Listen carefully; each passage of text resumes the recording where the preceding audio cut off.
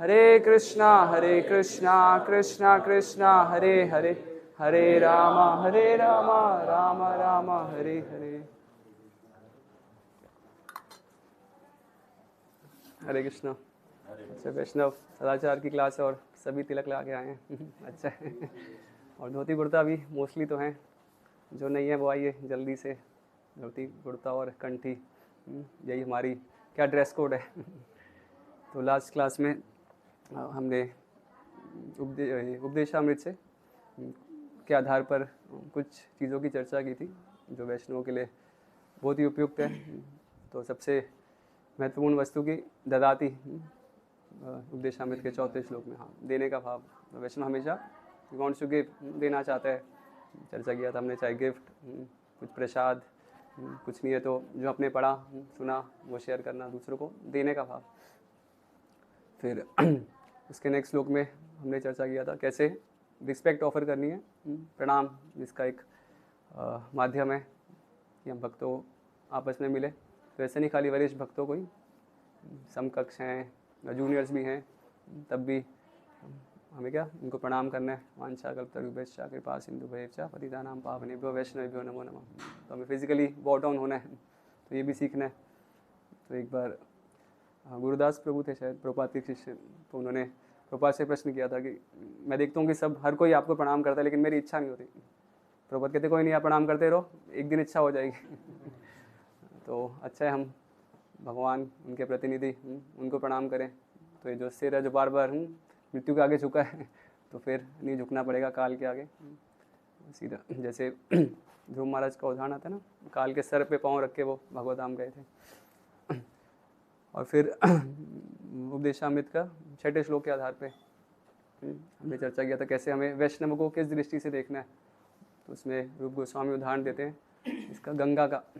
जैसे गंगा के जल में आपको बुद्ध बुलबुले, फेन, झाग, मड, डर्ट, मतलब सब धूल मिट्टी दिखे, लेकिन जो बुद्धिमान व्यक्ति होगा वो ये नहीं सोचेगा कि ये अपवित्र हो गया, नहीं, वो चाहे उसमें मल भी होगा तो उसको हटा के वो गंगा में स्नान करने का लाभ लेगा। तो वैसे बाह्य दृष्टि से हमें वैष्णव में फॉल्ट्स दिखें, ये तो कैसा नाटा है, काला है, मोटा है, जैसा भी है, लेकिन बहुत खाता है, जैसा भी है, लेकिन क्योंकि वो भगवान को शरणागत है, भगवान के शरणागत होने का प्रयास कर रहे हैं, तो इसलिए वो मेरे लिए वर्षिवेबल है, पूजनीय है। तो ये हमारा मनोभाव होगा तो बहुत ही सरल हो जाएगा हमारे लिए जो वैष्णव एटिकेट है, वैष्णव सदाचार के नियमों का पालन करना, जिससे हमें पोषण मिलेगा। और वैष्णव निंदा का भी हमने थोड़ा चर्चा किया था कि जैसे पहला नाम अपराध, तो ऐसा नहीं खाली जो माँ भागवत है, कोई भी भक्त है, कोई भी हरि नाम लेने का प्रयास कर रहे हैं और तो उसकी निंदा से करना, निंदा से बचना। तो एक्चुअली वैष्णव तो सबको सम्मान देना चाहता है, तो ऐसा नहीं खाली मतलब कोई भक्ति कर रहा है, वो तो एक प्रभुपाद बताते हैं एक चींटी होगी ना, उसको भी वो सम्मान देने की इच्छा रखता है, क्योंकि वो देख पाता है कि हर जीवात्मा भगवान का ही अंश है। तो इसलिए उसमें स्वाभाविक हो जाता है भगवान के अंश रूप में देख पाना और फिर उनका सम्मान करना। तो एक मृगारी का कथा आता है, सुना आपने किसी ने? तो बहुत ही इंस्ट्रक्टिव है, चैतन्य चरितामृत में विस्तार से उल्लेख है कि कैसे वो एक क्या था, शिकारी जो कि पशुओं को आधा मार के छोड़ देता था। तो नारद मुनि का उसे संग प्राप्त हुआ और फिर उनके संग के प्रभाव से वो इतना महान भक्त बन गए कि एक बार जब उनमें परिवर्तन आ गया तो एक बार नारद मुनि अपने मित्र पर्वत मुनि के साथ उनसे मिलने गए थे प्रयागराज में। तो जैसे उन्होंने देखा उनके गुरु नारद आ रहे हैं तो तुरंत दंडवत प्रणाम करने के लिए तैयार हुआ। और वो जैसे प्रणाम करने लगा तो देखने लगा कि ज़मीन पे क्या कुछ चींटियाँ चल रही हैं। तो तुरंत उसने अपने उत्तरीय से कपड़े से चींटी को साइड हटाया और फिर प्रणाम किया। तो देख सकते हैं कि मतलब वैष्णव कितना, उसका हृदय कितना सेंसिटिव, कितना कोमल है।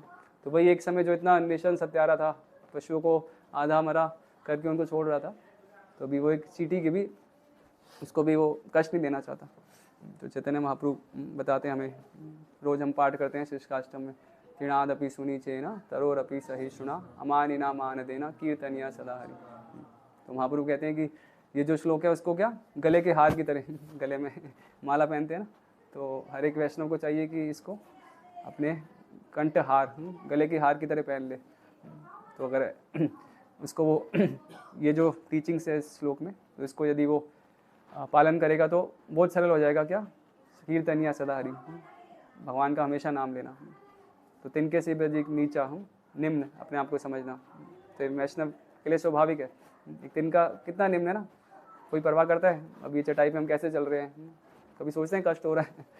तो इतना हमें एक वैष्णव उससे भी अपने आप को निम्न समझता है। तरोर अपनी सहिष्णुता, एक श्री चैतन्य चरितामृत में आता है, तरोर एव, वृक्ष के समान सहनशील। कि जैसे वृक्ष को काटा जाता है तो वो कोई प्रोटेस्ट करता है नहीं, काटे जाने पर भी वो अपना वुड ईंधन के लिए या फिर फ्रूट्स फ्लावर सब कुछ देता है। तो उससे भी अधिक रूपाने तो हमें तरोर अपनी सहिष्णुता, उससे भी अधिक सहनशील हमें होने का प्रयास करना है। तो फिर ऐसी अमान ही ना मान देना, हाँ, खुद कभी मान की आशा नहीं करनी और दूसरों को मान देना। तो ये मतलब ये वैष्णव की पहचान है। महाप्रभु कह रहे हैं तो हमें इस श्लोक को तो बिल्कुल अंगीकार करके कर लेना है गले की हार की तरह, तो बहुत सरल हो जाएगा भक्ति में हमारे लिए प्रगति करना। तो आज कुछ हम व्यवहारिक चर्चाएं, तो अभी हमने मतलब एक भाव कैसा, हमें हमारा मनोभाव कैसा होना चाहिए, तो इसके विषय में चर्चा की। अभी हमें प्रैक्टिकली कैसे इम्प्लीमेंट करना है, मतलब जो हमारे अंदर है वो बाहर रिफ्लेक्ट होना चाहिए, होगा ही, स्वाभाविक है। तो हमें डीलिंग्स में कैसे इसको इम्प्लीमेंट करना है, तो इसके विषय में अभी हम चर्चा करेंगे। तो पहला हमारा सब टॉपिक जो है वो डीलिंग्स विद सीनियर्स, खासकर वरिष्ठ भक्तों से हमें कैसे बिहेव करना है। तो बहुत ही आदरपूर्वक, रिस्पेक्टफुल। तो ऐसा बताया कि जो आदर है वो नीचे से ऊपर जाता है, और जो स्नेह है, स्नेह मतलब अफेक्शन, वो ऊपर से नीचे। जैसे हम है ना, हर कोई माता पिता को आदर देते हैं और फिर माता पिता अपने बच्चों से स्नेह करते हैं, प्रेम करते हैं। तो वैसे ही तो उनके प्रति एक आदर का भाव, और फिर हम पात्र बनते हैं उनके वरिष्ठ भक्तों के स्नेह के, उनकी कृपा के। तो इम्पॉर्टेंट चीज़ है कि हमें जैसे कोई वरिष्ठ भक्त हैं तो अच्छा हो कि कोई नया व्यक्ति है तो मतलब वही उनको प्रचार करे। कभी कभी हमें बोलने की बहुत तीव्र इच्छा रहती है, तो भगवान का गुणगान करना तो बहुत अच्छी बात है, लेकिन मर्यादा की दृष्टि से अगर कोई वरिष्ठ भक्त उपस्थित है तो मतलब वो उनको, कोई नए व्यक्ति है तो हमें भी चाहिए कोई नया व्यक्ति है तो हम प्रयास करते हैं उनको गुरु महाराज या कोई वरिष्ठ वैष्णव हैं और वो अवेलेबल हैं तो उनके पास लेके जाना, ताकि वो उनको प्रचार करे और हम उनसे सीख सकें। तो ऐसे प्रभुपाद के जीवन में भी हम देखते हैं कई उदाहरण। एक बार थे प्रभुपाद बॉम्बे में, तो उनसे कोई गेस्ट मिलने आए हुए थे, तो प्रभुपाद ने उनसे बात करते करते बीच में अपने शिष्यों को बोला कि तमालकृष्ण कहाँ हैं, तमालकृष्ण महाराज। तो सब ढूंढने लगे, तो फिर ढूंढा, महाराज को बुलाया गया। तो जैसे ही वो रूम में आए तो प्रभुपाद ने कहा, इशारा करके कहा ठीक है आप बैठो कोने में, और फिर प्रभुपाद उनके साथ गेस्ट के साथ बात करने में लग गए। फिर एक और भागवत प्रभुपाद के शिष्य थे जो कि वहाँ पर प्रीचिंग कर रहे थे और रोज़ प्रभुपाद को रिपोर्ट करने आते थे। तो जब वो रूम में एंटर होने लगे प्रभुपाद के, तो उन्होंने देखा कि प्रभुपाद तो व्यस्त हैं, गेस्ट से बात कर रहे हैं, तो वो वापस जाने लगे। तो प्रभुपाद ने उनको तुरंत रोका, नहीं इधर आओ बैठ जाओ, इशारा किया, तो वो भी बैठे रहे। तो ऐसे अराउंड 45 मिनट्स वो दोनों बैठे हैं, तमालकृष्ण महाराज बैठे हैं, प्रभु जी बैठे हैं, और लेकिन प्रभुपाद गेस्ट को प्रीच कर रहे हैं, उनकी तरफ ध्यान भी नहीं दिया। और जब वो गेस्ट चले गए तो प्रभुपाद ने कहा कि अगर आप देखोगे नहीं, लर्न नहीं करोगे कि कैसे प्रचार किया जाता है, तो आप क्या प्रचार करोगे? तो हमें सीखना है। तो एक मतलब ऑफकोर्स गुरु या उनके जो प्रतिनिधि हैं वरिष्ठ भक्त, तो उनसे एक सीखने की मेंटेलिटी, तो ये भाव बहुत अनुकूल है कि हमें लर्न करना है। जो ट्रेनिंग का मोड है, लर्निंग मोड, विशेषकर वरिष्ठ भक्तों से सीखना, तो ये बहुत ही हेल्पफुल रहता है हमारे आध्यात्मिक जीवन में। और फिर एक और पॉइंट है कि कोई वरिष्ठ भक्त हैं तो उनकी उपस्थिति में कोई जूनियर या उनकी उपस्थिति में किसी जूनियर भक्त को या हमारे समकक्ष है तो उनको प्रणाम नहीं किया जाता। जैसे लास्ट टाइम किसी ने प्रश्न किया था ना कि डीटीज के सामने हम प्रणाम कर सकते हैं क्या किन्हीं भक्त को, लेकिन डीटीज के सामने हम गुरु को भी प्रणाम नहीं करते हैं, because Krishna is the super most, वो सबसे वरिष्ठ हैं, सुपीरियर है, ऑफकोर्स प्रभुपाद को छोड़ के, जैसे हमने चर्चा किया था। लेकिन ऑफकोर्स अगर एक साथ ग्रुप में है तो मतलब प्रणाम सबको ही हो रहा है, विशेषकर वरिष्ठ की तरफ फेस करते हुए। लेकिन अगर हम वरिष्ठ भक्त चर्चा कर रहे हैं और कोई जैसे दामोदर चैतन्य प्रभु से आप मान लो आप में से कोई भक्त हैं, आप चर्चा कर रहे हैं और फिर इतने में मैं आता हूँ तो आप बस हरे कृष्णा बोल सकते हैं हाथ जोड़ के उनके सामने, मतलब यदि वरिष्ठ भक्त के सामने जूनियर्स को प्रणाम नहीं किया जाता। तो एक एटिकेट है, तो कभी मतलब उनके लिए बहुत एम्बेरेसिंग हो जाता है मतलब मैंने फेस किया है कभी कभी भरूच में जहाँ पहले था मैं, तो बहुत बार कोई वरिष्ठ भक्त के सामने भक्त आते थे नए नए, तो अभी के नए भक्तों को कुछ ज़्यादा पता भी नहीं होता, तो कभी कभी हम उनको प्रणाम कर देते थे, लेकिन अंदर से तो एम्बेरसमेंट रहता था कि प्रभु जी के सामने हमें कोई प्रणाम कर रहा है, लेकिन फिर बाद में उनको बता देते थे हाँ कि ऐसा है कि वरिष्ठ के सामने प्रणाम नहीं करना। और कुछ भक्त थोड़े पुराने हो गए तो फिर हम नहीं करते, तो वो भी समझ जाते हैं अच्छा कुछ गलती हुई उनसे कि प्रभु जी ने मतलब एक तो है कि हमें मतलब सबको प्रणाम करना ही है, मतलब ऐसा नहीं कि खाली सीनियर्स को, बराबर वाले भक्तों को या जूनियर्स को भी, लेकिन वरिष्ठ भक्त उपस्थित है तब ये चर्चा हो रही है कि उस समय तब हम मतलब उनका आदर रखते हैं, तो फिर हम मतलब पर्सनली बाद में मिले तो फिर हम प्रणाम कर सकते करना भी चाहिए, लेकिन उनकी प्रेजेंस में ये जूनियर्स को प्रणाम करना अवॉइड करना चाहिए। कभी वरिष्ठ भक्त हमसे दूर से बात करें, बहुत बार ऐसा होता है कि तो ऐसा नहीं हम भी दूर से उनको जवाब दे दें, नहीं तो हमें प्रयास करना चाहिए। कोई वरिष्ठ भक्त है अगर वो दूर से भी हमें कुछ कह रहे हैं, कुछ पूछ रहे हैं, तो हम हम्बली उनको अप्रोच करके मतलब उनसे बात करें।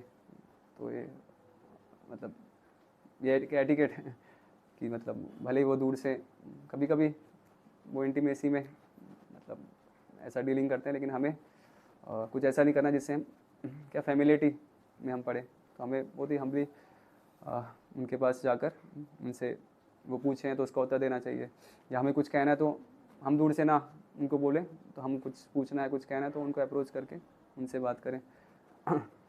फिर मतलब जोक करना, तो ऐसा नहीं जोकिंग मना है लेकिन कोई वरिष्ठ भक्त कभी कभी जैसे हमें पता है कि मतलब हम जब दिल्ली में थे तो वो सीनियर भक्त थे, तो बात बात में हमारे कंधे पे हाथ रख लेते थे, तो ऐसा नहीं कि हम भी उनके कंधे में हाथ रख लें, नहीं तो ऐसा तो विचार भी नहीं आता था, तो उनकी अफेक्शन है, उसने बस कभी हमारे कंधे में हाथ रख लेंगे, कभी कभी मजाक भी करते हैं, तो हमें मतलब मर्यादा देते हुए उनका फिर भी सम्मान रखना है। तो हम मतलब ठीक है वो हमसे जोक कर रहे हैं तो हमें उसमें पार्टिसिपेट कर सकते हैं, लेकिन विद इन लिमिट्स, मतलब मर्यादा का उल्लंघन नहीं करना। और ऐसा नहीं वैष्णव समाज में जोक करना या हंसी मजाक वर्जित है, हम देखते हैं प्रभुपाद जी के आप जीवन में देखेंगे। तो एक मुझे बहुत ही रोचक प्रसंग याद आ रहा है, प्रभुपाद के एक सेक्रेटरी थे पुरुषोत्तम प्रभु, तो ये 1969 की घटना है। उस समय ये मून एक्सपीडिशन मतलब चंद्रयान भेजा जा रहा था पहली बार, man is going to land on moon तो ऐसा न्यूज़ सब जगह फैला हुआ था। तो प्रभुपाद के तो बहुत इंटरव्यू हुए थे और प्रभुपाद तो स्पष्ट कहते थे कि भाई शास्त्रों में लिखा है तो नहीं जा सकते वो चंद्रमा पे, और उनके जो शिष्य थे वो प्रभुपाद के सेक्रेटरी भी थे उस समय पुरुषोत्तम प्रभु, लेकिन उनमें अभी वो एक्सेप्ट नहीं कर पाते थे, मतलब उनमें था आई एम एन अमेरिकन, तो अमेरिका जा रहा है पहली बार, अमेरिका कंट्री प्राउड फील करनी चाहिए कि भाई हमारा व्यक्ति सबसे पहले मून पे लैंड होगा। तो उनका तो अभी थोड़ा इतना श्रद्धा नहीं था, तो उनको विश्वास नहीं होता था प्रभुपाद के इन वचनों पे कि भाई मतलब हम देख रहे हैं टीवी में पूरा टेलीकास्ट हो चुका है, बस तैयार है अभी कदम रखने वाले हैं, तो प्रभुपाद ऐसा क्यों कह रहे हैं। तो प्रभुपाद उनसे अक्सर मजाक किया करते थे कि जैसे मतलब वो अपने सेक्रेटरी को बुलाना तो बेल बजाएंगे, तो उनको आने में विलम्ब हो जाएगा, तो प्रभुपाद कहेंगे ओ पुरुषोत्तम तुम चंद्रमा पे चले गए थे क्या, बहुत समय लग गया तुम्हें वापस आने और कभी भी कुछ भी होता था, जैसे वो उनको बुला रहे हैं और वो एकदम रिस्पॉन्ड नहीं कर रहे, तो प्रभुपाद फिर कहते थे ओ मुझे लगा तुम चांद पे चले गए थे तो ऐसे। तो एक बार ऐसा हुआ कि किचन में एक माता जी थी, तो वो कुकिंग कर रही थी और वो कुछ ऐसी छोड़ के चली गई आग पे, और फिर वो पूरा धुआं उड़ता रहा और फिर अचानक मतलब प्रभुपाद अपने रूम में थे और एकदम चिल्लाने की आवाज़ आई, जब वो माता जी ने देखा रही तो जल गया जो मैं बना रही थी, और फिर पुरुषोत्तम भी थे वहाँ पर प्रभुपाद के शिष्य, तो वो भी दौड़े कि क्या हुआ। फिर कुछ समय बाद प्रभुपाद जाते हैं और देखते हैं कि किचन में वो सब बुझाने का प्रयास कर रहे हैं, और वो माता जी और पुरुषोत्तम प्रभु दोनों के मुंह पूरे काले हैं, वो काले धुएं से। तो प्रभुपाद बोले हाँ आज पुरुषोत्तम चांद पे गया है आज चला गया पुरुषोत्तम चांद पे। तो उनको मतलब वो थोड़ा ऑफेंड फील करने लगे, मतलब उनको ऐसा बोला प्रभुपाद से कि प्रभुपाद मैं ब्रह्मचारी हूँ, आप क्यों मुझसे मजाक करते हैं? तो फिर प्रभुपाद बोले कि ब्रह्मचारी होना कोई डिस्क्वालिफिकेशन नहीं है चंद्रमा पे जाने के लिए, ब्रह्मचारी भी जा सकते हैं। तो मतलब प्रभुपाद उनसे मजाक करते रहे, लेकिन उनको मतलब अच्छा नहीं लगा, और हम जानते हैं कैसे वो प्रभुपाद के संग से छूट गए और फिर कुछ पता नहीं माया में। तो उल्टा मतलब कोई गुरु या कोई वरिष्ठ भक्त के लिए हम हंसी का कारण बन रहे हैं, तो ये तो हमारा सौभाग्य है। परम पूज्य भक्तिदास महाराज जय श्रीला प्रभुपाद पुस्तक में एक प्रसंग लिखते हैं, तो उसमें वो उल्लेख करते हैं कि एक बार प्रभुपाद ट्रैवल कर रहे थे एयरप्लेन पे, और वहाँ पर प्रभुपाद उस समय चार्ली चैपलिन की मूवी देखी, और प्रभुपाद बहुत जोर जोर से हंस रहे थे। मतलब उनको he was relating that with the natural comedy, जो एक बनावटी कॉमेडी नहीं, जो नेचुरल होती है, जो कि कृष्ण से आ रही है, वो उसमें कृष्ण के सोर्स को देख पा रहे थे। तो प्रभुपाद बहुत एंजॉय किए, और वहाँ लिख रहे हैं कि चार्ली चैपलिन को भी अज्ञात स्वीकृति मिल गई कि वो इतने शुद्ध भक्त के चेहरे पर हंसी ले आए। तो इसलिए अगर कुछ मजाक भी हो रहा है तो हमारा सौभाग्य समझना चाहिए, कभी ऐसा बैड नहीं फील करना चाहिए ओ मेरा मजाक उड़ गया। नहीं, ये तो अगर मैं किसी वजह से भक्तों के मुख पे हंसी लाने का कारण बन रहा हूँ, तो ये तो मेरा गुड मतलब अच्छा गुड लक है, मेरा फॉर्चून है। ऐसे एक बार प्रभुपाद के शिष्य थे पुरुषोत्तम प्रभु, तो ऐसा बता रहे थे कि मतलब एक समय था, बॉम्बे की ही घटना है, तो प्रभुपाद के जो सर्वेंट थे जो मसाज करते थे प्रभुपाद को, तो उस समय अवेलेबल नहीं थे, तो फिर उनको ही अवसर मिला प्रभुपाद को मसाज करने का। और उन्होंने भक्तों से सीखा था कि प्रभुपाद को बहुत ज़ोर से मसाज करना पड़ता है, पूरी शक्ति लगा के, और वो थोड़े हट्टे कट्टे भी थे। तो उन्होंने पूरी, जब वो गए मसाज करने तो बहुत ज़ोर से, खासकर प्रभुपाद के सिर की मसाज कर रहे थे पूरे जान से। तो प्रभुपाद ने कहा oh you are doing too hard, अब बहुत ज़ोर से कर रहे हो। फिर उन्होंने थोड़ा कम करने का प्रयास किया, लेकिन अभी भी प्रभुपाद को ऐसा लग रहा था कि ये बहुत ज़ोर से कर रहे हैं। फिर वो एपिसोड मतलब कुछ दिनों की बात की घटना है। फिर प्रभुपाद वहाँ जुहू बीच में मॉर्निंग वॉक पे जाते थे, तो फिर कुछ दिनों बाद प्रभुपाद के साथ मॉर्निंग वॉक पे सब वक्त जा रहे थे, और चर्चा हुआ। तो उस समय जैसे प्रभुपाद मॉर्निंग वॉक के समय कुछ ना कुछ टॉपिक पे डिस्कशन करते थे, तो उसमें प्रसंग आया कि कैसे वो जब भगवान कृष्ण मथुरा गए थे मल्ल युद्ध करने, तो चाणूर और मुष्टिक थे, तो वो बहुत हट्टे कट्टे पहलवान थे, और कृष्ण तो उस मतलब देखने के समय मतलब बाह्य दृष्टि से एक छोटे से बालक हैं, बहुत ही डेलिकेट उनकी बॉडी है एक दृष्टि से, और वो इतने हट्टे कट्टे पहलवान, तो भगवान के साथ मल्ल युद्ध कर रहे हैं, तो भगवान को कैसे लग रहा होगा। तो प्रभुपाद ने तुरंत भागवत प्रभु की तरफ इशारे करते हुए, हाँ ये है वो चाणूर मुष्टि की तरह मतलब मसाज जो करता है। तो प्रभुपाद भी मतलब मजाक करते थे, और मतलब भक्तों को अच्छा लगता था। तो ऐसा हमें मतलब अच्छा लगना चाहिए कि अगर हम किसी ऑब्जेक्ट बन रहे हैं भक्तों के लिए प्लेजर का, हम उनको उनके लिए मजाक का। और फिर विशेषकर भक्तों मतलब कोई वरिष्ठ भक्त है उनकी उपस्थिति में, मतलब वैसे भी हमें किसी के साथ झगड़ा या कुछ वाद विवाद नहीं करना चाहिए, लेकिन अगर वरिष्ठ भक्त है और हमें किसी को कुछ इंस्ट्रक्ट भी करना है, जैसे मैं बताता कभी कभी कुछ नए लोग आके हमें वरिष्ठ भक्तों की प्रेजेंस में प्रणाम करते हैं, तो फिर तुरंत हम उनको टोकते नहीं है ना, क्योंकि वरना फिर वो वाला लॉ ब्रेक हो जाएगा कि उनकी प्रेजेंस में हम इंस्ट्रक्ट कर रहे हैं दूसरे को। तो हम पोलाइटली फिर बाद में उनको समझाने का प्रयास करते हैं। तो उनकी उपस्थिति में तो हमें प्रयास करना चाहिए कि मतलब हम उनसे सुने, उनसे सीखें।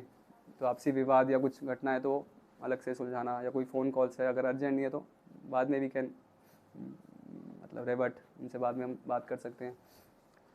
और खासकर यात्राओं में ऐसा होता है कि मतलब मंदिर में एक माहौल होता है, लेकिन हम बाहर जाते हैं तो थोड़ा मस्ती का माहौल आ जाता है। एक बार लास्ट टाइम प्रश्न कर रहे थे ना कि कैसे हम मस्ती में मजाक कर सकते हैं, कर लेते हैं, ठीक है आपस में होना, मतलब एक एक्सटेंट तक हम कर सकते हैं, वो भी अच्छा है, हम कृष्ण कथा करें, लेकिन वरिष्ठों के उपस्थिति में हमें मतलब हम पोलाइटली रहे, मतलब दूसरों को भी हम मतलब वैष्णवों को तो हमेशा सम्मान से ही बुलाना चाहिए, तो हम तू तड़ाप या दूसरी भाषा का उपयोग उनकी प्रेजेंस में नहीं करें।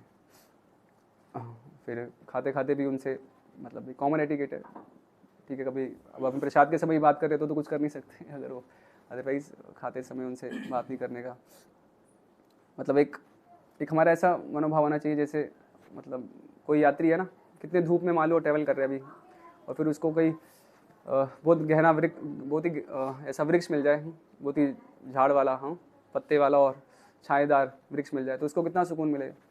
तो ऐसा हमारा डिस्पोजिशन होना चाहिए कि हम मतलब अधिकतर वक्त तो हम बाहर रहते हैं, जॉब करते हैं, स्टडी करते हैं, तो बहुत ही कम समय मिल पाता है हमें भक्तों के संग का।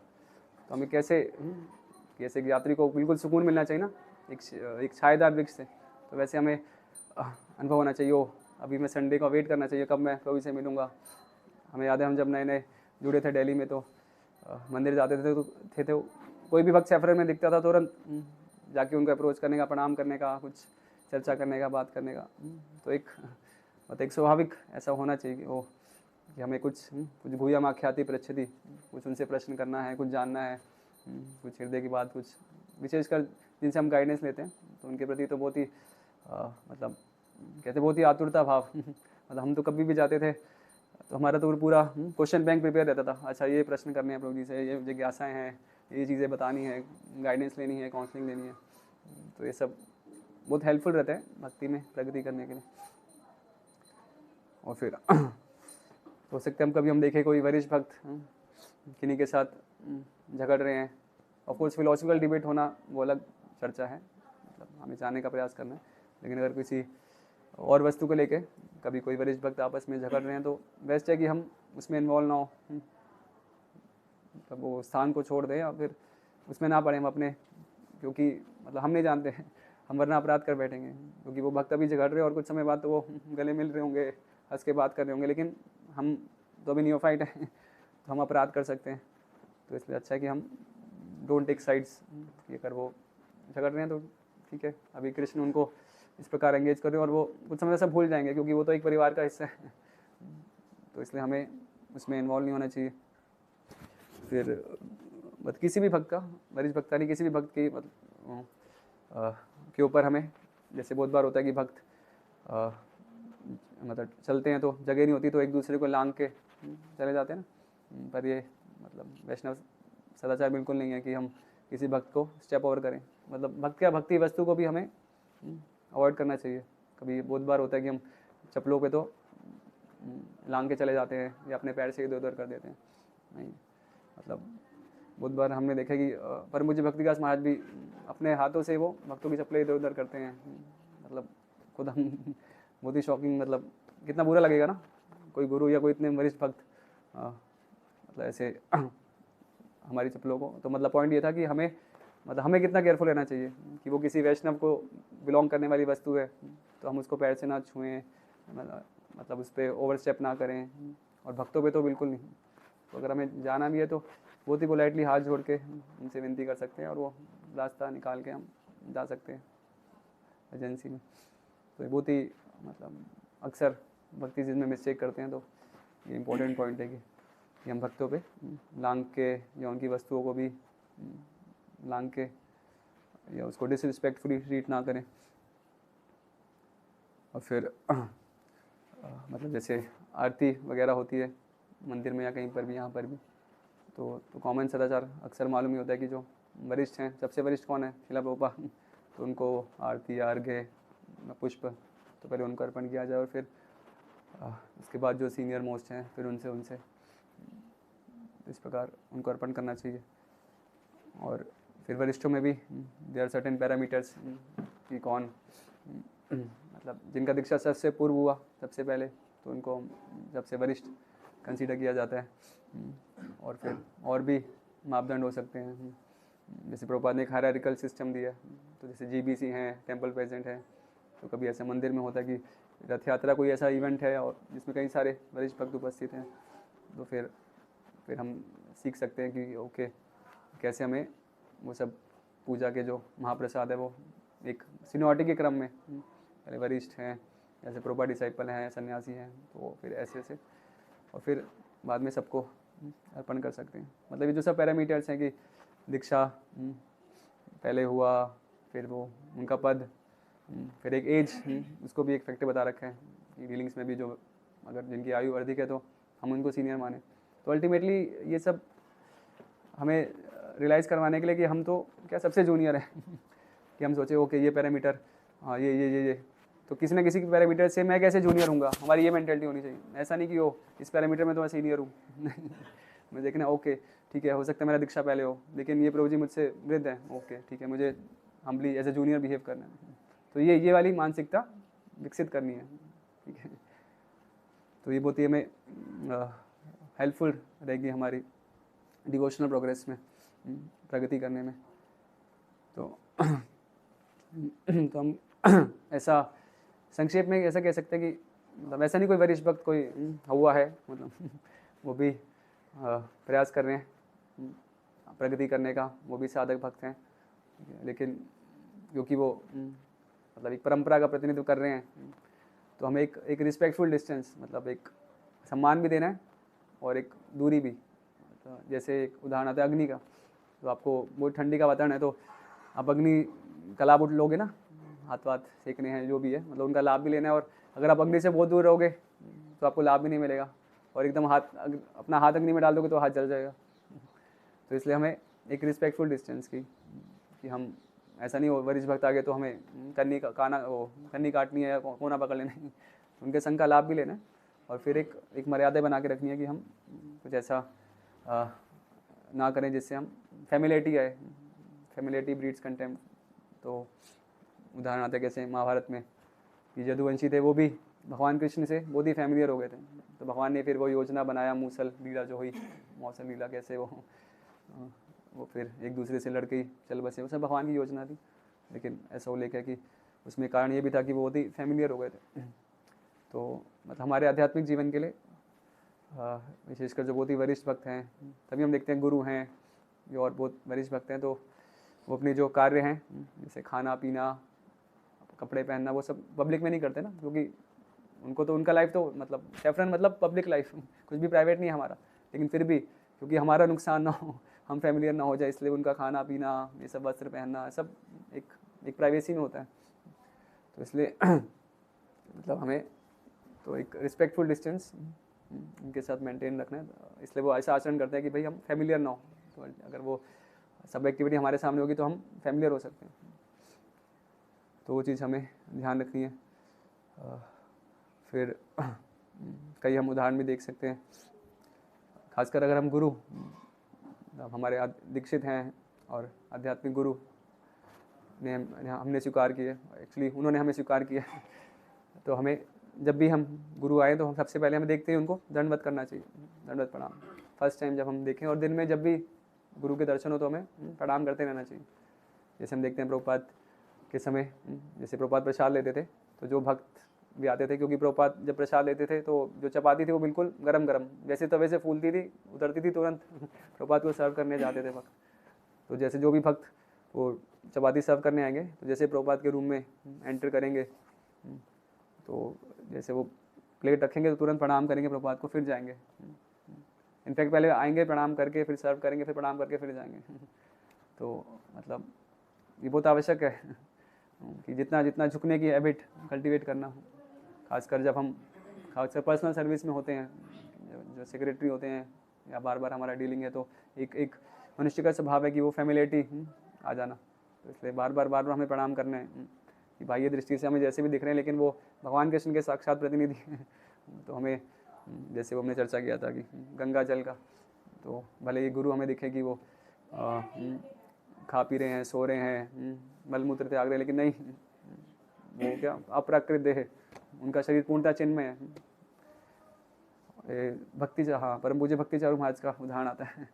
तो जब महाराज प्रभुपाद की पर्सनल सेवा में थे तो जब भी प्रभुपाद को देखते थे तुरंत प्रणाम प्रणाम प्रणाम, मतलब दिन में कितना 100-200 बार प्रणाम करते होंगे, तो उनका तो नाम ही पड़ गया था दंडवती ब्रह्मचारी।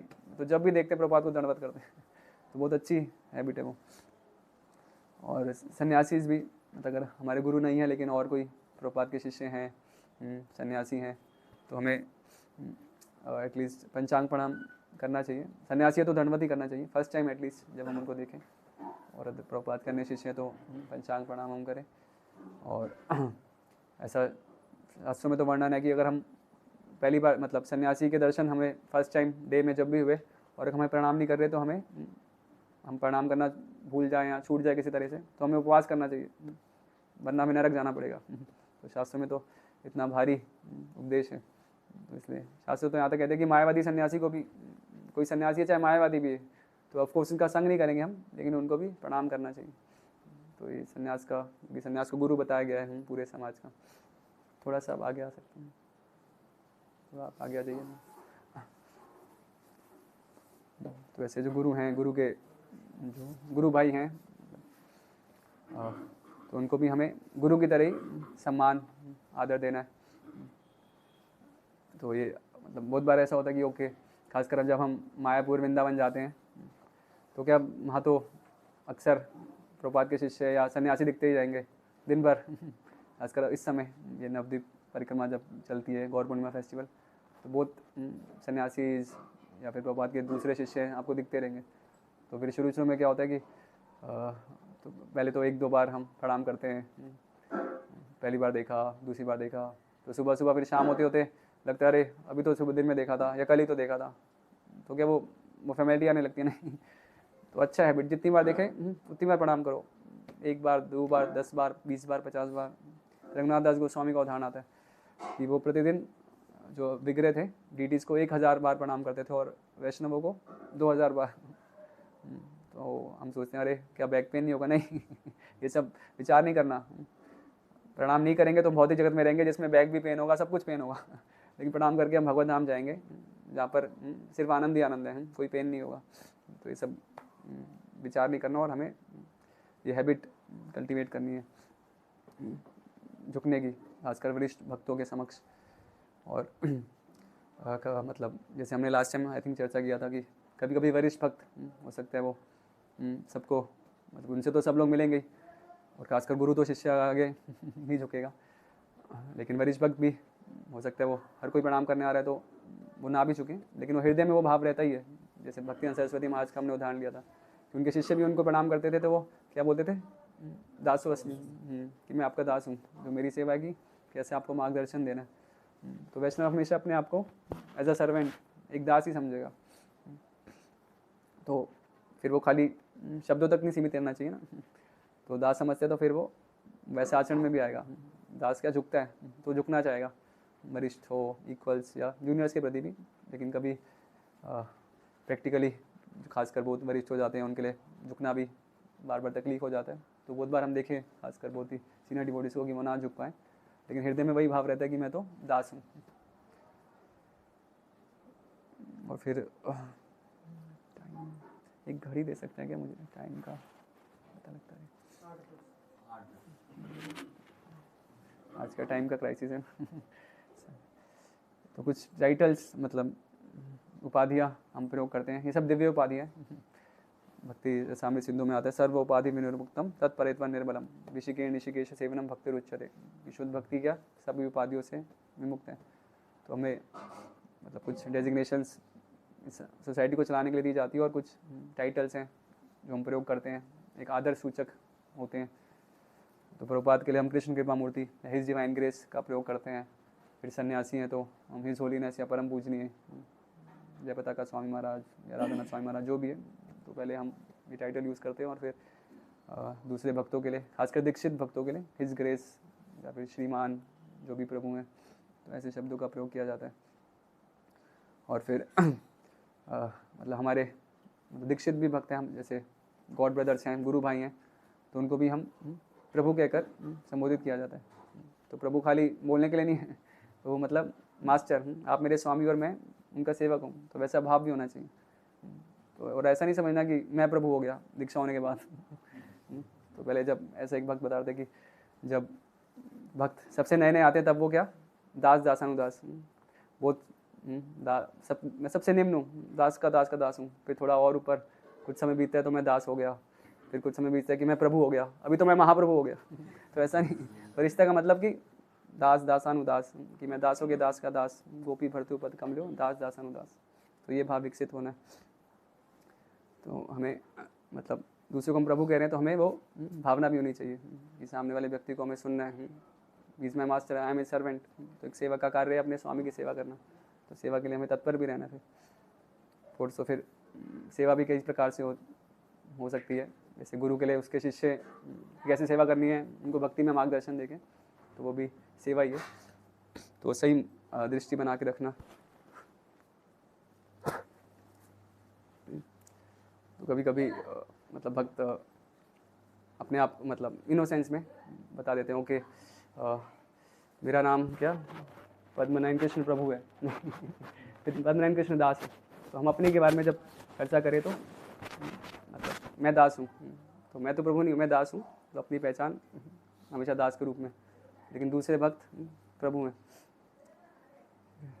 और फिर हमारे मतलब गुरु भाइयों में भी तो जैसे हमने चर्चा किया, वरिष्ठों से हमें एक सम्मान सभी के प्रति, लेकिन खासकर वरिष्ठों से जिज्ञासा करने की वृत्ति होनी चाहिए।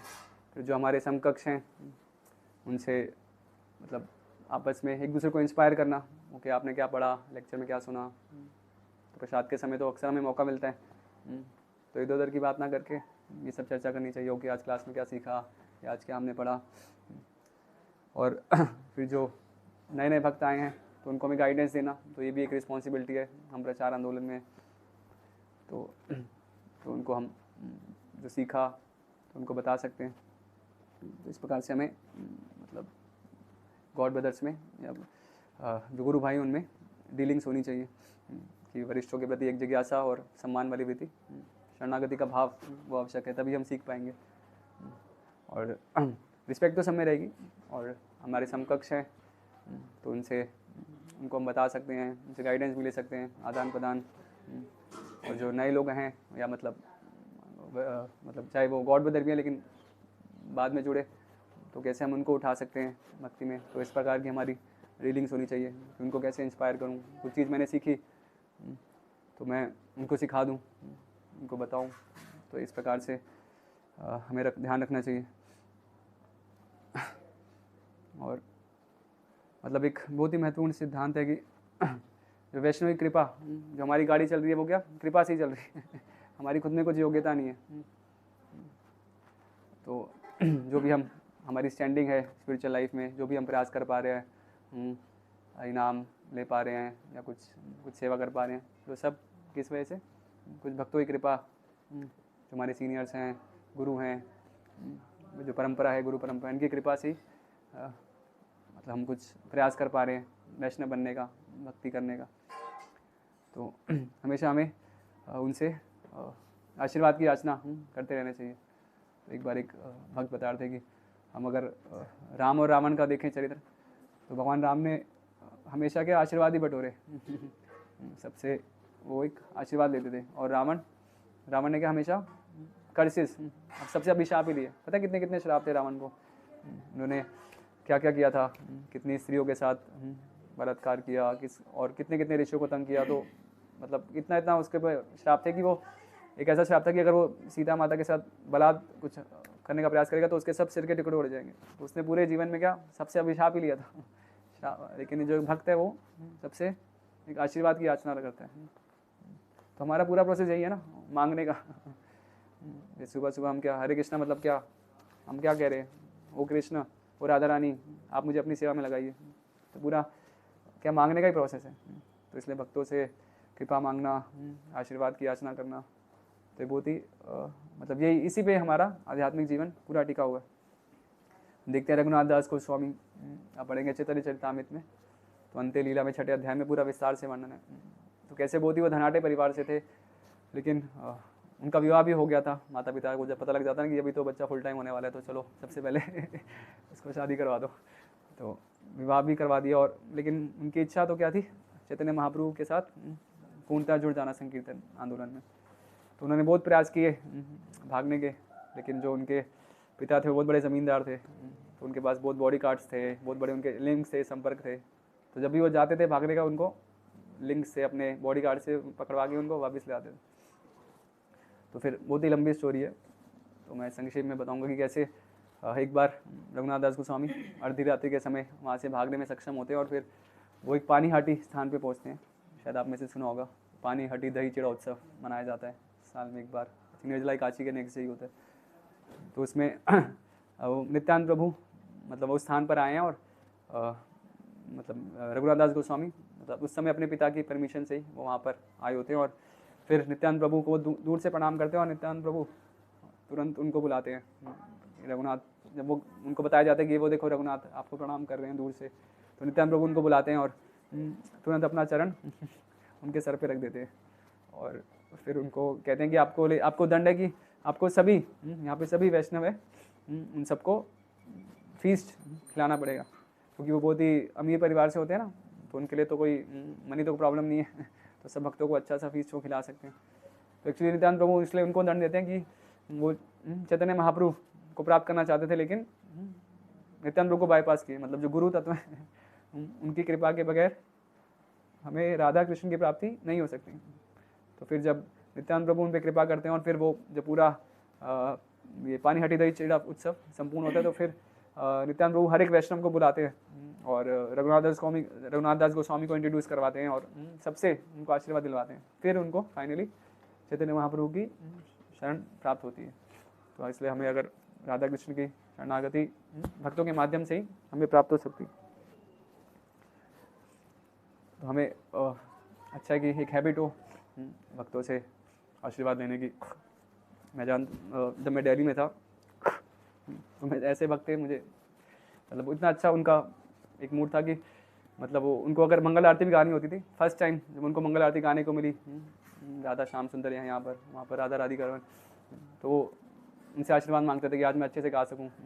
या फर्स्ट टाइम हमें क्लास देने को बोला गया, तो अच्छा है कि अगर हो सके तो हर समय, या फिर अभी मतलब एक अच्छी हैबिट है कि क्लास हम कोई वरिष्ठ भक्त के सामने दे रहे हैं, तो अगर पहले हमारी उनसे भेंट हुई तो पहले भी हमें आशीर्वाद मांगना चाहिए। अदरवाइज़ क्लास शुरू करने से पहले उनसे आशीर्वाद की याचना करना।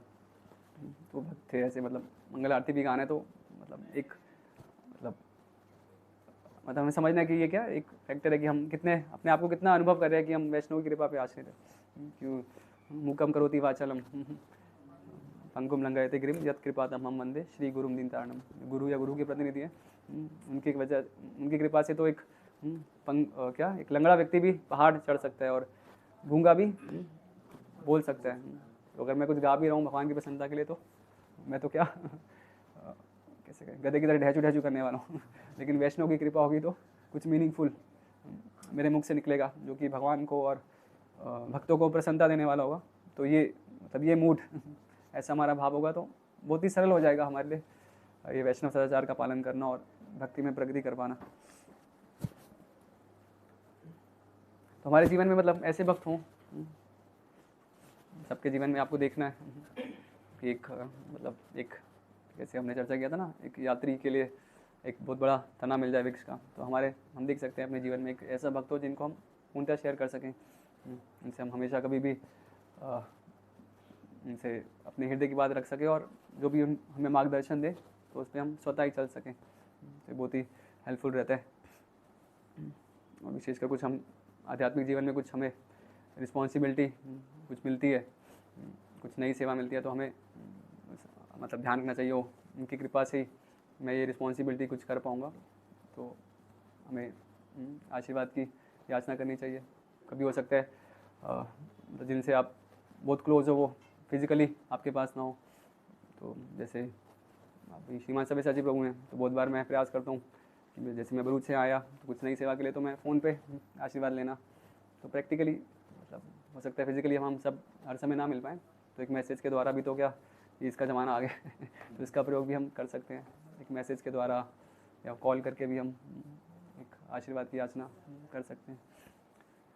ठीक है, अभी एक वैष्णव अपराध तो बहुत बड़ा टॉपिक है, तो थोड़ा संक्षेप में ही हम टाइम भी हो गया है, क्या करें 8:30 ही ख़त्म करें ना, तो फिर क्या ये काफ़ी बड़ा टॉपिक हो जाएगा तो कवर हो नहीं पाएगा।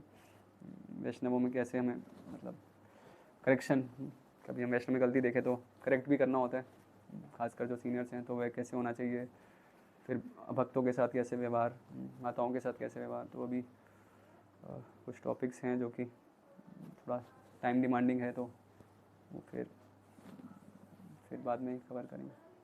हाँ, कुछ प्रश्न है तो प्रश्न ले सकते हैं, अदरवाइज़ फिर 10 मिनट ये हम वैष्णव अपराध के बारे में चर्चा कर सकते हैं। है किसी का प्रश्न? ज़्यादा रूल नहीं है, बहुत सारे ये तो रूल बताते हैं। नहीं, ये तो मतलब हमें तो अच्छा 2-4 संडे से ये रूल चल रहे हैं। मतलब हमें तो मतलब खुशी होनी चाहिए कि ओके ये तो रूल्स कम है तो और होने चाहिए, कि मैं तो इतना बदमाश इतना शैतान हूँ शैतान बच्चे को तो बांधने के लिए कितनी एक तो सिख से काम नहीं होता, हर कोई सिख दिखाता है ना। तो हम तो कितनी बदमाशी करी है, सोचो कृष्ण से बदमाशी करी है हमने, जो कि हमसे इतना प्रेम करते हैं, उनसे बदमाशी भी करके हम भौतिक जगत में पड़े हैं। तो हमें सुधारने के लिए कुछ रूल्स बनाए गए हैं, तो वो तो हमें तो सोचना चाहिए कि अरे ये तो बहुत कम है, मैं तो इतना बदमाश हुई, तो और रूल्स होने चाहिए थे मुझे ठीक करने के लिए। और जब हम पालन करने लगते हैं तो पता लगता है वो ये तो मतलब कितने ये तो स्वाभाविक थे, जो भी मुझे वो लग रहा है। जैसे अभी सिंपल सी बात है, जब हम शुरू में जुड़े थे तो हमें पता लगा था कि मंगल आरती होती है 4:30 बजे, तो हम सोचते थे 4:30 इम्पॉसिबल, कोई कैसे उठ सकता है। और अभी तो हमें मतलब 3:30 बजे अपने आप आँख खुल जाती है। आज 3:15 खुल गई क्योंकि चिंता थी वो कुछ क्लास से पहले थोड़ा देखना है। तो मतलब अभी तो खुशी होती है, वो सुबह का समय ब्रह्म मुहूर्त भगवान के लिए नृत्य करना है। तो एक समय जो आफत लगता था वो सुबह कौन उठेगा, अभी तो हमारे लिए बहुत ही हर्ष का विषय है, वो भगवान की मंगल आरती है, सब भक्तों के साथ क्या नृत्य करने का अवसर मिलेगा। आई थिंक कल ही आप बता रहे थे ना, अभी हम कुछ समय बेस में रुकते थे रात को, तो कुछ 1-2 दिन पहले ही हम मंदिर में रुके। तो मंदिर में मंगल आरती करते हैं तो उसका अलग ही माहौल होता है। तो सहदेव प्रभु बता रहे थे ओ कितने दिनों बाद भगवान के मंगल आरती में दर्शन हुए, आज तो बहुत ही अच्छा लगा तो मतलब हम समझ सकते हैं ना। तो अभी क्या हमारी वो ऐसी स्टेज है कि हमें आफत लग रही है, लेकिन जैसे जैसे हम थोड़ा आगे बढ़ेंगे तो वही चीज़ हमें बहुत मधुर लगने लगेगी। जैसे वो रूप गोस्वामी उदाहरण देते हैं ना पीलिया से ग्रस्त व्यक्ति का, कि पीलिया से कोई ग्रस्त व्यक्ति है, जॉन्डिस का पेशेंट, उसके लिए मिश्री क्या बहुत ही कड़वी लग रही है, वो कितनी कड़वी है, लेकिन वो लेता जाएगा तो वही उसको जब उसका रोग की ओर होगा तो वही मिश्री उसको मिठास देने लगेगी। तो मतलब ये तो अभी हम ऐसा लग रहा है, जब हम फॉलो करेंगे तो मतलब हम देखेंगे कि अब देखोगे चैतन्य चरितामृत में कितने प्रसंग है, वहाँ पे भक्तों का एक दूसरे के साथ डीलिंग देखो तो ये लगता है कि हाँ, प्रभुपाद ऐसे नहीं कहते थे डिवोटीज अ परफेक्ट जेंटलमैन तो ये जेंटलमैन है डिवोटीज। बाहर के लोग तो क्या खाली नाम के लिए बोल देते हैं जेंटलमैन, लेकिन वो तो सब क्या है, मतलब कृष्ण से कोई द्वेष कर रहा है वो तो कभी जेंटलमैन हो नहीं सकता, फिर चाहे वो बाह्य दृष्टि से कितना बड़ा व्यक्ति हो। प्रभुपाद कहते हैं non devotee has no good qualities, non devotee is always harmful, always dangerous. जैसे एक सांप है, सांप को आप मणियों से सजा दो, मणि वाले सांप भी होते ना, लेकिन फिर भी वो रहेगा तो खतरनाक ही ना, क्योंकि उसके अंदर विष है। तो वैसे ही मतलब कृष्ण के प्रति द्वेष का विष धारण किया व्यक्ति अभक्त, वो कैसे सुंदर हो सकते हैं।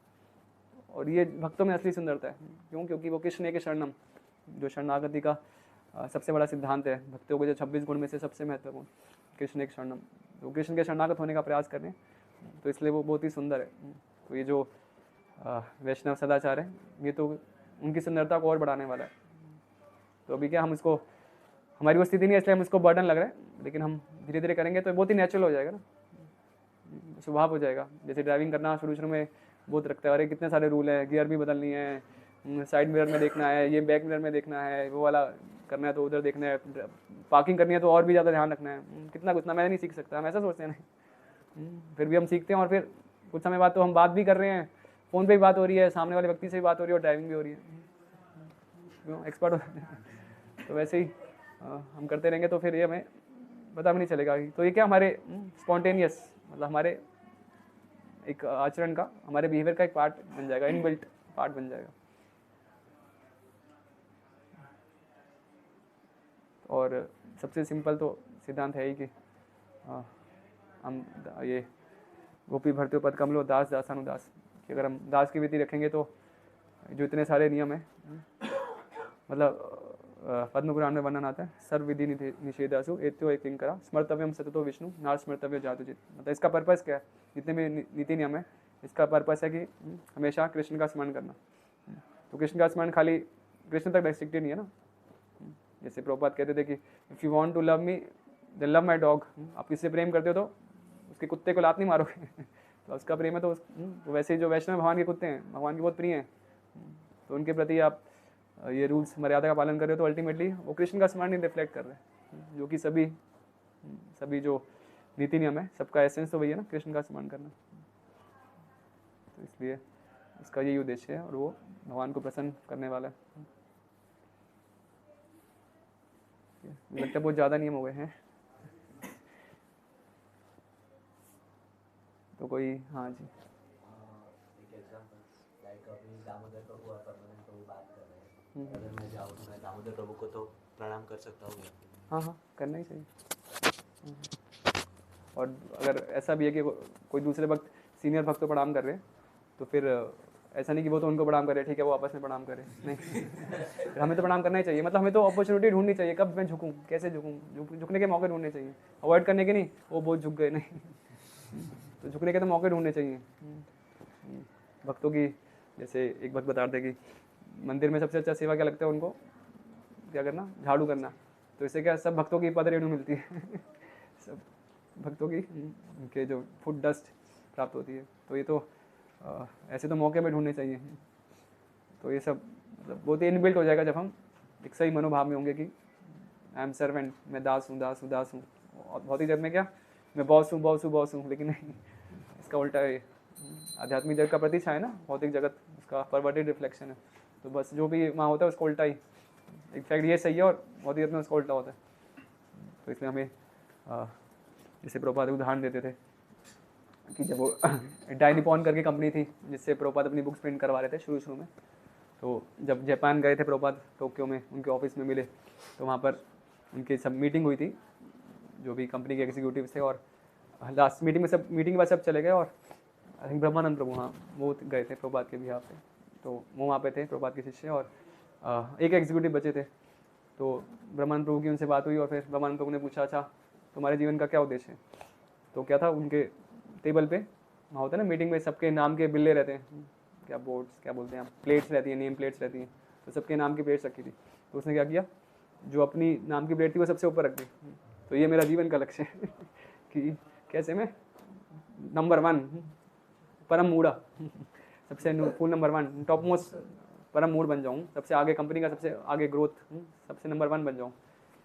तो ये भौतिक चेतना है कि मुझे किसी को झुकना नहीं है, सब मेरे को झुकें, सब मुझे सैल्यूट करें, तो भौतिक चेतना। लेकिन भक्तों का क्या मनोभाव है, वो तो मौका ढूंढता है दूसरे भक्तों को सम्मान देने का, उनको प्रणाम करने का, उनको कुछ देने का। जैसे ददाति प्रतिग्राति गुह्यम आख्याति प्रशति भुंगते भोजते प्रसाद, तो प्रसाद भी जैसे कुछ नहीं है तो मतलब भक्तों को कुछ देने का वो मौका ढूंढता है। तो ये तो अच्छा है, मतलब कि हम तो मतलब सीनियर, जैसे आप प्रश्न, सीनियर को तो प्रणाम करना ही, और किसी सीनियर की उपस्थिति में प्रणाम किया जा रहा है तो हमें झुकना ही चाहिए, फिर चाहे वो किसी कारणवश अगर सीनियर वक्त नहीं भी झुक पा रहे। सर आप बोलते भगवत धाम जाएगा, भगवत धाम तो भगवत धाम जाता भी है आदमी, देखा है किसी ने भगवत धाम जाते? अरे ये तो कल ही मैं पढ़ रहा था, प्रभुपाद बता रहे थे, सुने आपने डॉक्टर फ्रॉग का नाम सुने? तो एक बार एक कुएं का मेंढक था, वो कुएं में रहता था।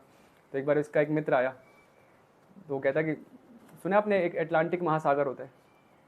उस मेंढक का मित्र बोला। तो मेंढक बोलता है कि अटलांटिक महासागर, अच्छा कितना बड़ा है इस कुएं से? 2 गुना, 3 गुना, 10 गुना, 100 गुना, 1000 गुना। तो मतलब वो कभी कल्पना कर सकते हैं कहाँ है कुआं और कहाँ है अटलांटिक ओशन? तो हमने तो क्या देखा है, इस आंखों से तो हम क्या देख सकते हैं? दिख रहे हैं आपको ऑक्सीजन, नाइट्रोजन, हाइड्रोजन दिख रहे हैं मॉलिक्यूल्स, तो आंखों पे तो हम कहाँ बिलीव कर सकते हैं? तो इसलिए तो ये तो सब, अब वो अटेंड करिए ना GRC1 4 डिफेक्ट्स सेशन, तो हम अच्छा अटेंड किया आपने। तो सीइंग इज नॉट बिलीविंग, ये तो स्पष्ट ही है कि कितनी चीज़ें हैं जो हम इंद्रियों तो हमारी अपूर्ण है, तो उनके माध्यम से नहीं ग्रहण कर पाते। इसलिए तो हम शास्त्र से ज्ञान देते हैं, क्योंकि वो 4 त्रुटियों से परे हैं और भगवान हमें ज्ञान दे रहे हैं। तो भगवान के ऐसे ही दे रहे हैं कि भगवत धाम यद गत्वा न निवर्तन्ते तद धाम परम मम। तो या तो कृष्ण झूठ बोल रहे हैं कि जो मेरे धाम में आते वो वापस नहीं आता, अगर कोई भगवान का धाम नहीं है। और फिर वो क्या, या स सर्वेषु भूषितु नश्यस्तु न विनश्यते, भगवान कह रहे हैं सबका नाश होने के बाद भी मेरा धाम ऐसे रहता है। तो भगवान तो कितने बड़े लायर हैं, एक बार भी नहीं, हर चैप्टर में थोड़ी थोड़ी देर बाद झूठ बोलते जा रहे हैं, ऐसा है क्या?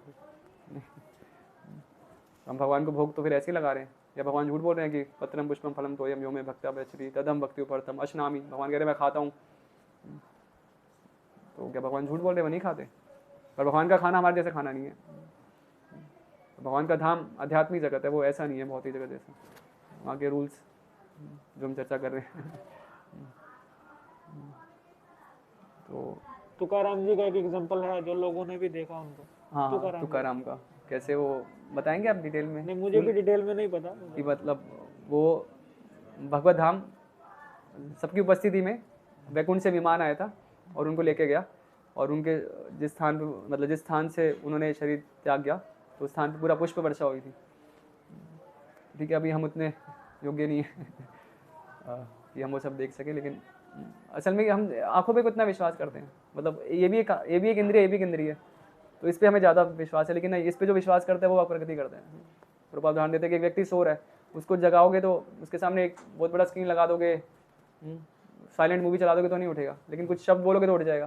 तो एक्चुअली कान ज़्यादा एक्टिव है तो हमें इस पे ज़्यादा, ये भी एक इंद्रिय, वो भी एक इंद्रिय, लेकिन ये इंद्रिय हमें ज़्यादा महत्वपूर्ण है, तो इसलिए हमें सुन के बिलीव करना है, वो हमें ज़्यादा हेल्प देगा।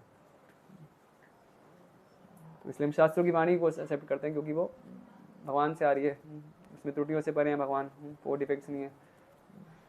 सारे लोग बोलते थे भगवत धाम जाएंगे, जैन लोग बोलते हैं हमारे करो तो हम भगवत धाम भेजेंगे, आप बोलते हो आप भगवत धाम भेजो, कृष्ण बोलते हैं हमारे भगवत धाम भेजेंगे, कृष्ण तो हेवन, क्रिश्चियन तो हेवन बोलते हैं, मैं भगवत धाम भेजूंगा, कहीं भी भेजेगा, सारे ही भेजेंगे तो फिर गलत कहाँ है? लेकिन हमें इतना कंप्लीट ज्ञान कहाँ है जो हमारे शास्त्रों में। जैन लोग भी बड़े सॉलिड करते थे, मैंने देखा हुआ है, हमसे ज्यादा मैं कठोर करते, मैं तो देखा है, जितना तो इंसान नहीं कर सकता वो करते बेचारे।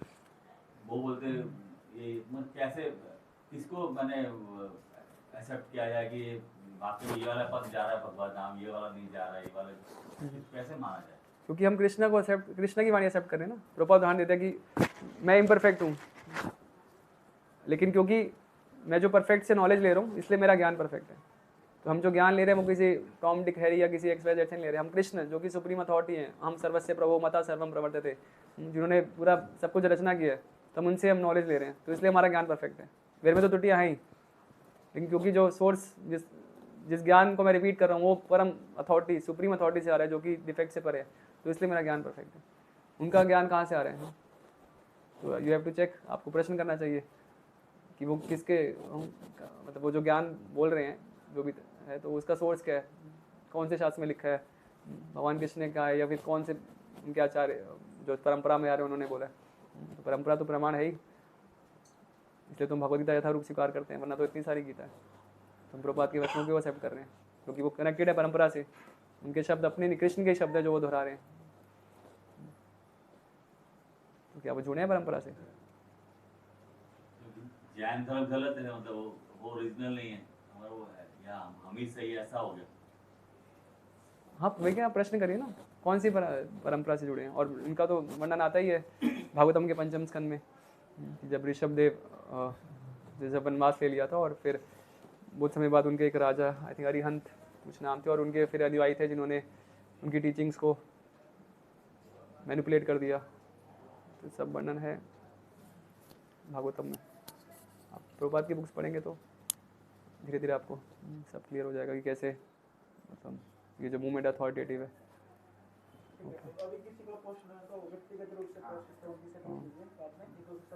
जी जी, तो आज अच्छा अवसर है सब भक्तों के साथ मंदिर मार्जन करने का। चैतन्य महाप्रभु खुद गुंडीचा मार्जन करते थे, तो मंदिर मार्जन करने से हमारा हृदय निर्मल होता है। तो बहुत उत्साही हैं सभी भक्त। हरे कृष्ण। श्रील प्रभुपाद की जय। गौर प्रेमानंद।